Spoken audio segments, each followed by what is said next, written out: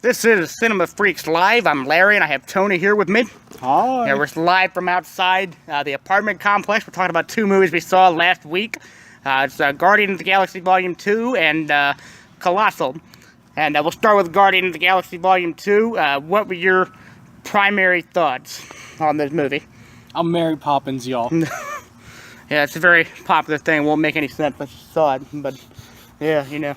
That's like one of those things become like the meme of the movie, I think. It's representative of how funny that movie is. If you ever see this movie, you're guaranteed to laugh through at least once. I thought it was very good. I thought it was better than the first one. I mean, I thought it was, very good character development. That was faster, it was funnier. Sense of humor felt like it had more confidence to it. I mean, overall it was very solid. It was a good blockbuster. I really enjoyed it. Wasn't bored, Yeah, definitely. And the villain, in contrast to other Marvel movies, was actually very well done. Yeah. And a lot of the supporting characters were very well done too. In terms of Gamora's sister and Gamora, we got a little bit of backstory from that. Drax and one of the other supporting characters that they introduced was also very well done. Yeah, like everybody who was the main character had like a backstory to him. It was good. It's a neat, clean way to do this kind of movie where like every character you see has some kind of a story with depth going on, and there's nobody just feels like they're just thrown in there for no reason. Like it feels like the whole thing like it's wrapped up very tightly, like in a comic bookish kind of way, It is. Yeah, like, everybody did, like, listen to what you said, like, Star-Lord was obviously the main character. He had a thing with his dad, Ego, Kurt Russell.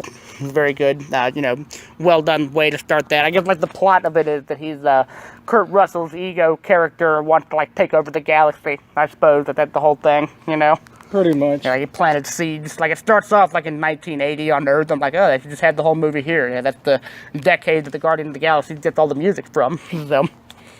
Yeah, why not? It's very well done, Ego as a villain, he's compelling at the beginning, and the way it ends at the end, it's very typical for like a villain, but it was really well done. It was really well done. It was very good. Marvel's not really, the movies are not known for having good villains. Like, I never really liked Loki. I didn't really, it's not very exciting. And like some of the other ones, like various different villains are not that great. I actually liked Kurt Russell. I thought he was good. The one thing I would have to say about the movie, it does, like, fall into the old trap of, like, the ending has to be, like, this clear, like, this huge climax and all that, where it just turns into more of an action movie than character development, but, that's kind of what people come to see. So, it still worked out pretty well for the movie. It doesn't take away from it. Still a very solid contender. Yeah, right. No, yeah, it was very well done. I mean, even the action, like, it's still very good to look at.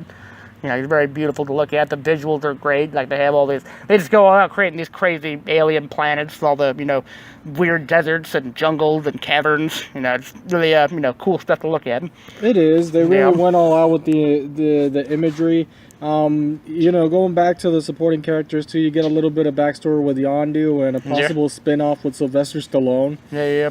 I was amazed. I was watching the movie. I was like, there's no way that's Sylvester Stallone. Like, that's just like, he's speaking way too clearly to be Sylvester Stallone.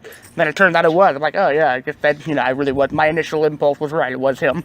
Yeah, if you ever want to watch a movie and you want to hear Sylvester Stallone speak clearly, this will be one of the movies. It takes away his charm a little bit. He needs to be a muffled, just like weird talking person. So you get a possibility there. Yeah, I guess his character was like some kind of like a mercenary, like some kind of old war horse of some sort. Fitting for him. I don't know the whole history. And then you get the golden people too in the movie. Oh, that's great. Yeah, that's the start of the movie. Yeah, like they were, Yeah, what did you think of that whole thing anyway? Yeah, very interesting characters, I suppose. It was very interesting. They went on and on about evolution and stuff, and it's a reflection of current times and what power. They spoke kind of like the junkyard people from The Walking Dead. They acted like kind of like them. Yeah. Yeah, they did, and you get something very interesting past the ending credits that some fans might be excited about. There is 5 ending credits things at the end of this movie. That's a lot. That's the most Marvel's ever done. Like soon they're gonna have more of those ending credits than the actual movie itself. It's gonna be like, stay for the ending credits. Just 2 hours of cut scenes that we're gonna have in there. It's like bonus scenes. They didn't take away from the movie though. They were pretty good. They're all good. Yeah, I like the one with with the teenage Groot. That was pretty funny. That was good. Yeah. What else is there? Yeah, it's very it was hard for me to think of much to say about Guardians of the Galaxy Volume 2. It's just a very solid movie. It's well done in almost every aspect. I mean, it's not really a whole lot to critique about it. It just, it's one of those movies you just go to see in the theaters for fun. Just to keep you drawn in. It does keep you drawn in, and I'll be, I'll dare to say that the sequel was better than the original. I thought it was, yeah. That's immediately what I came out thinking. I was like, yeah, it's better than the first one. I mean, I liked the first one a lot. It's one of the better Marvel movies, but yeah, it was. The second one was like, yeah, they did it better in every way. They kind of went over the top and they made it better. That's what a movie like this needs. It needs to be over the top. It needs to be wacky. It needs to be just kind of having more stuff in it doesn't make it worse. Doesn't make it feel like it's a cheaper thing. Exactly. If it's done right. Yeah. Unlike The Dark Knight Rises as opposed to The Dark Knight. It was like, yeah. Pretty much. That was like, that movie had a lot more stuff in it as opposed to The Dark Knight, which was more straightforward. But, yeah, Definitely. That's the problem with a lot of sequels. Like, they try to add more stuff and it just comes off as like you're overcompensating. But, like, this movie actually just felt like a very natural thing. It was a continuation of the first one. It's more the same stuff people liked. So, yeah. It was a good thing for that. Yeah, I like that we actually have. It's been a while since we've seen it. Now we actually have more to say, like in terms of like the whole movie as how it was. Yeah, James Gunn is doing it right. Yeah, he's these movies are they're big, they're mainstream, but they're actually good. They're fun to watch. It doesn't feel like you're being just watching something brainless. There was actual care put into it. It's a well-made movie. So yeah. Is there anything else we missed? I feel we probably missed something we're talking about here. I'm trying to think, but I feel like we touched base on everything. Yeah, no, I mean, like I said, just super solid. I mean, I'd watch more of these characters. They're having fun in their roles. I mean, James Gunn knows what kind of world he wants to create. He's probably read comic books his whole life, like the whole audience, Yeah. We all, it's all something that's really working into, geek culture. That's what it is, it's a geek culture. Become very mainstream, Something like this is so popular. It is, but it's done right. Yeah. That's the important thing. Yeah. Someday Bradley Cooper will become a real raccoon. And that'll be a glorious day for him, Yeah, and Star-Lord might live forever. Maybe. Yep. Yeah. No, I mean, that's Guardians of the Galaxy Volume 2. I mean, I'd watch it again. It was fun. What about you? Anything else you'd like to add?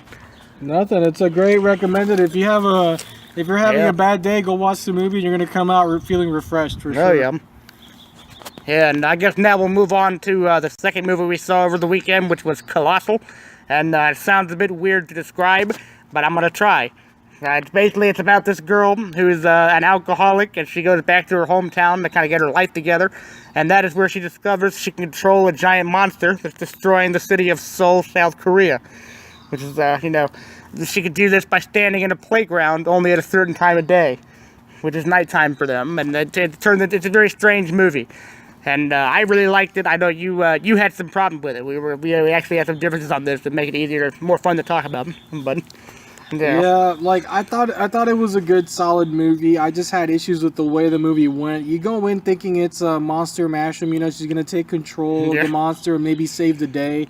It's not that kind of a movie. It's more of a comedy drama, like we mentioned before. Yeah, right. No, it's not an action movie. It's more like it's playing with the tropes of that style and like having fun with it. It's not really a monster movie. It's having fun with that style, but it is. It's more about the characters. It's a story about it's about jealousy. It's about like how you deal with power. It's about these two characters. Jason Sudeikis is in the movie as well. I forget the character's names. Anne Hathaway is the main character. Her name's Gloria. I forget his name. I didn't look it up. I didn't prepare for this at all. But yeah, Whatever. Sudeikis' character. Yeah, he was, very interesting. Like, both of them, their main characters. It turns out he can turn into a giant robot and do the exact same thing as she can. Yeah, he can control one. Yeah, and I guess we're gonna get into a bit of spoilers here because we have to talk about this movie. You have to talk about the plot. You can't really just talk about it in broad terms. Yeah. I mean, like, it really basically without going too specific, like, it turns out that he really likes doing what he's doing, becoming a robot and stopping all over Seoul, South Korea. He starts to love it because he doesn't have anything good in his life. His life kind of sucks. And, like, she gets really sad, but she accidentally killed a bunch of people over there. But it turns out he really has fun with it, and that's, like, it becomes this whole conflict. He keeps threatening her to do it. And what was exactly your problem with it? Like, what was you had a problem, like, the way the characters kind of went, right? Yeah, like she starts at the rock bottom because she isn't perfect, and Jason Yeah. Sudeikis' character is nice, but my issue with it is that she could have gone up like a better road, and she, like in displaying like her strong feminine aspects and all that, like you were expecting a more redeeming character or like Yeah, Red. a stronger hero. But she really isn't a hero. She's more of a realistic woman dealing with problems and trying to get by. Yeah, And Red. it's more of a realistic approach to her handling the monster and whatnot. Yeah, I mean, yeah, it's such an absurd plot. Like, it's hard to really know what to make of it at first. But it's like, basically it's all metaphorical in a way, in a very weird way. It's metaphorical, like what you were saying about it's about women's power and all that, like this feminism, all that, I guess, and, that kind of stuff, empowerment in a way. And, yeah, but I thought it was just well done. I like movies with good characters in them. I like seeing the development and characters who are complex and, and very, not perfect and not too cinematic, like real people. And, I thought it was well done. I liked the way it showed, like, what they wanted. Like, their whole desires. Yeah. Jason Sudeikis started off as a really good guy, but when he was given power, he just morphed, like, it just peeled away the layers of his character into what he was deep down, and he was pretty much... I really liked the way they did it. I didn't expect him to be the bad guy. Like, I really I didn't either. Yeah, That was a good part of the movie. Like, that's what it was. Like, I really thought he was just this nice, like, side character guy who was going to be in the background. But, like, then, like, it turns out he's just this horrible, just monster of a person. And, like, you can understand, like, where he's coming from. That's the thing. Like, in any good story made these days, any bad guy is usually written where you can kind of see where they're coming from, like Walter White, something like that. Like, you can kind of be sympathetic for their cause, even if you hate what they're doing. And like that's really the trend that we have now with villains, is that we write villains in this very complex way, because we know that the world's not all just black and white. It's not good and evil, Yeah, and then you have Anne Hathaway's character with her boyfriend. Yeah. What was up with that guy? Like, why was he British? What was he doing there? More questions need to be asked here. Yeah, he wanted to support her. He wanted her to turn her life around, but he was more married to his job than to her. And even in the points where he tried to help her out, he wasn't treating the root cause of the relationship. I think that bugged me a little bit. That was one of the weaker parts of the movie, was his character, which is that boyfriend guy was like not really that developed as a character. Like, he was just kind of I didn't really get why he liked her in the first place. He seemed like kind of a jackass, No, that didn't. That part of the narrative didn't fit really well. Like, Red. It didn't really. You couldn't really see how they had gotten together. He just seemed like such a tightwad and a jackass. You don't really know how they got together in the first place. Well, he wasn't doing anything to fix the relationship that was worthwhile. I know. Well, I understand beyond that. Even like his whole character didn't really make sense. I didn't get why he wanted her so bad. Like, why he went through all the trouble to get her back. It seemed like he was much better off without her anyway. And it seemed like she was doing better without him as well. Like, they were both just better that way. So. Yeah, I don't know. It wasn't that well described. It wasn't really the point of the movie, though, so I could overlook it. Like, it wasn't like a huge part of the movie. I can overlook it, too, because they were probably looking at relationships that are like that, and I guess it's organic in that respect. There are real relationships that just don't work out like that. I was just confused. I was left wondering, like, exactly, like, who this guy was and, like, what the story was. Like, he just didn't seem like the kind of guy who would like Anne Hathaway's character that much. Like, he didn't seem like that, like that kind of guy. Yeah. But yeah, like, that's how it is, though. The real life relationships you can't always explain them. Yeah, I don't know. It was good, though. I liked the way, overall, I liked the comedy and the drama were mixed pretty well. It started off comedic, then it became more of a drama toward the end. And it had, I like movies like that, kind of shift between the tone, It had a lot to say about just, like, just about the people of jealousy, like, Jason Sudeikis' character, he didn't really, he saw Anne Hathaway like, oh, you're the popular girl who left town and became all famous, and like, you're so great, but like, she was at rock bottom, like, like, it's not really comparable at all. Yeah, she was just a party girl who pretty much was just bouncing around. Like, she wasn't nearly as glamorous as like he thought she was, really, she just needed to get her life together. Yeah, like, and she didn't really, she was trying to get him to see reason, but it's this whole thing, I guess it was trying to make a sort of a thing about just like how men react in the situation. Like, you need to have the difference between men and women, really. It's like you need to have that kind of power, Yeah, I think I was a little bit sad to see Jason Sudeikis go like that, because he seemed like a guy who had really had a tough break with a lot of things. And yeah, he had like some kind of, what was it? Like, he had like a wife who left him or something like that, and he lost a baby at some point. Well, he lost his wife, and essentially he he also had to pretty much take on the burden of, he pretty much inherited everything that his father left him, and he was just confined to the town. Yeah, right. Well, that's a great sound. Yeah. It's like a, yeah. Well, we'll keep going. Yeah, like, you know, I thought it had a lot to say about, like, addiction. You know, like, he called out that dude for being a cocaine addict or whatever, you know. Yeah. And it's like, you know, he himself, he was an alcoholic, too. Like, you know, he was just drinking all the time. Getting out of control with that. And, like, Anne Hathaway actually beat her addiction, but, you know, then the end kind of leaves it open-ended, whether she's going to go back or not, I guess, you know. Yeah, that was a disappointment for me, too. You could. I don't think she went back. I don't think that's what was implied, but it is kind of open-ended. It leaves the benefit of the doubt open, and that's what gets to me, like, really. Really, what that ending scene was, like, she just walks into a bar, and it's like, you know, like, that's what you had a shitty long day like that, where you had to save South Korea, like, you want to walk into a bar, you know?